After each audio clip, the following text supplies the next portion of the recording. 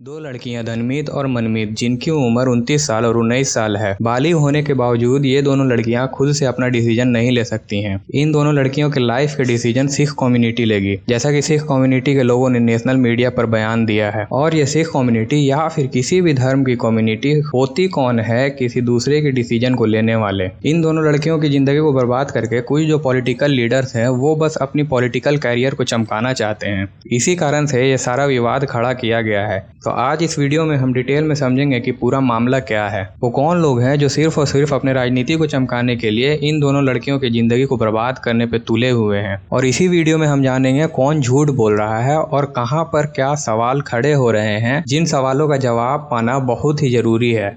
तो सबसे पहले धनमीत और मनमीत के बारे में जान लेते हैं। तो धनमीत का जो मुद्दा है वो ठंडाया हुआ दिख रहा है, बट मनमीत का जो मुद्दा है वो ज्यादा गर्म दिख रहा है। तो मनमीत के बारे में पहले हम लोग जान लेते हैं। मनमीत जो है 19 साल की एक सिख लड़की है जिसने इस्लाम धर्म को अपनाया था। इस्लाम धर्म को अपनाने के बाद लड़की ने अपनी मर्जी से एक मुस्लिम लड़के से शादी किया था जिनका नाम था शाहिद नजीर भट्ट और मनमीत कौर ने 21 जून को अपने घर से भाग करके शादी की थी। और लड़की तभी अपने घर से भागती है जब उसकी रजामंदी होती है। जब लड़की के फैमिली को यह बात पता चली तो लड़की के फैमिली ने भट्ट पर किडनैपिंग का केस कर दिया। केस करने के बाद 24 जून को भट्ट को और कौर को पकड़ लिया गया। दोनों को डिफरेंट पुलिस स्टेशन में डिटेन करके रखा गया। ठीक 2 दिन बाद यानी कि 26 जून को लड़की को कोर्ट में हाजिर किया गया। लड़की ने जज के सामने बयान दिया कि जो भी इल्जाम भट्ट पर उनकी फैमिली वालों ने लगाए हैं वो झूठे हैं। जज के सामने बयान देने के बाद मनमीत को पुलिस के द्वारा उसके फैमिली को हैंड ओवर कर दिया गया और उसके ठीक 3 दिन के बाद मनमीत कौर की शादी एक सिख लड़के से करा दी जाती है। तो ये थी मनमीत की पूरी कहानी।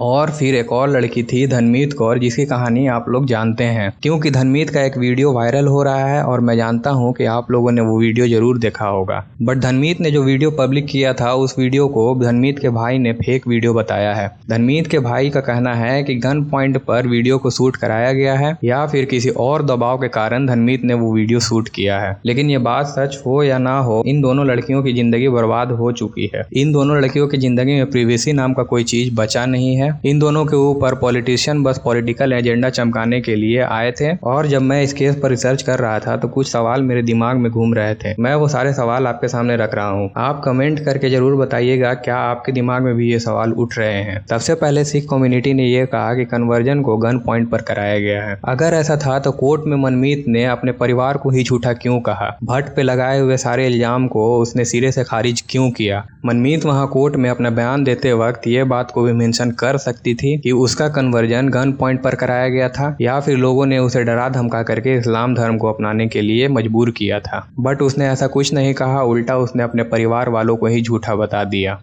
तो ये बात यहाँ पर झूठी साबित हो गई कि गन पॉइंट पर उसका कन्वर्जन कराया गया है। दूसरा जो झूठ सिख कम्युनिटी के नेता ने कहा था कि लड़की अब तक बालिग नहीं हुई है और मुसलमान लोगों ने जोर जबरदस्ती से उसकी शादी एक अधेड़ उम्र के लड़के से करा दी है। और यहाँ पर भी ये लोग सरासर झूठे साबित हुए। फिर उन्होंने इल्जाम लगाया कि लड़की मेंटली डिस्टर्ब्ड है, अपने फैसले वो खुद से नहीं ले सकती है। अगर ऐसा सही में था कि लड़की मेंटली डिस्टर्ब थी तो उसकी शादी करने की इतनी जल्दी उसके फैमिली वालों में क्यों थी? क्यों 3 दिन के अंदर अंदर एक मेंटली डिस्टर्ब लड़की की शादी एक सिख लड़के से करा दी गई? हालांकि अगर लड़की सही में मेंटली डिस्टर्ब थी तो ये बड़ी चिंता वाली बात थी। लड़की के घर वालों को उसे मेंटल हॉस्पिटल में दिखाना चाहिए था और उसे मेडिकल ट्रीटमेंट देना चाहिए था, ना कि उसकी शादी करने में इतनी जल्दबाजी करनी चाहिए थी। मेरा मानना बस इतना ही है कि लड़के को फंसाने के लिए ये सब बयान दिए गए थे और लड़की की शादी जो सिख लड़के से कराई गई है वो जोर जबरदस्ती से कराई गई है और सिख कम्युनिटी ने उसे डराया धमकाया है और हो सकता है कि उसकी जान की धमकी भी दी गई हो।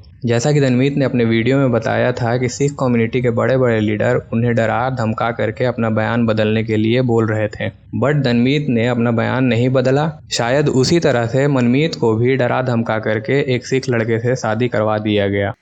इतना सुनने के बाद भी वो मुझे यही थ्रेटनिंग दे रहे थे कि अगर आपने ऐसा स्टेटमेंट वहां पर दे दिया जो स्टेटमेंट लड़के के फेवर में होगा तो हमारे शूटर्स वहां पर बाहर आपका वेट कर रहे होंगे, आपको निकलते ही शूट कर दिया जाएगा।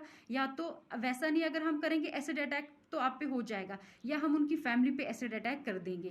वो मुझे थ्रेटनिंग सीधे दे रहे थे मेरे फेस पे। अगर ऐसा नहीं है तो सिख कम्युनिटी ने अब तक खुल करके इन्वेस्टिगेशन की मांग क्यों नहीं की है? प्रेस कॉन्फ्रेंस में सिख कम्युनिटी ने यह कहा है कि एंटी कन्वर्जन लॉ को जम्मू एंड कश्मीर में भी लागू किया जाए, जिस तरह से यूपी में लागू किया गया है। बट सिख कम्युनिटी ने कभी भी खुल करके ये नहीं कहा है कि इस बात के तह में जा करके इसकी इन्वेस्टिगेशन की जाए और जो भी दोषी हैं उन्हें सजा दी जाए। आखिर ऐसा क्यों हुआ है?